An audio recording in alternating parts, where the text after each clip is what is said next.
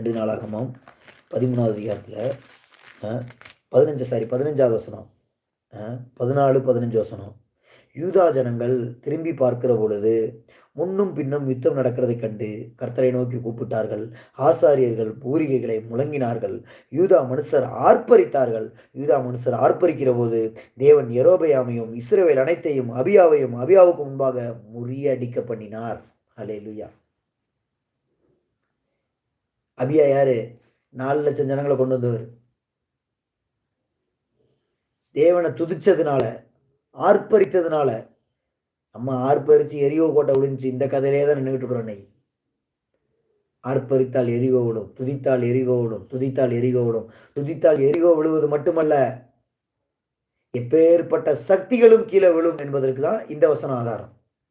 எப்பேற்பட்ட வல்லமை, நம்மளை விட பலம் வாய்ந்த மந்திரவாதத்தின் வல்லமைகள், பில்லி சூனியத்தின் வல்லமைகள், ஏவலின் வல்லமைகள், இதெல்லாம் பார்த்து ஜனங்கள் இன்னைக்கு நடுங்கிட்டு இருக்கிறாங்க. நம்மை விட சக்தி வாய்ந்த வல்லமைகளாக இருந்தாலும், நீங்கள் ஒரு துதிக்கிற ஒரு நபராக இருந்தால், நீங்கள் துதிக்கிற ஆண்டவரை துதிக்கிற ஒரு மனிதனாக நீங்கள் இருந்தால், நிச்சயமாக அந்த வல்லமைகள் உங்களுக்கு முன்பாக கீழே விழும்.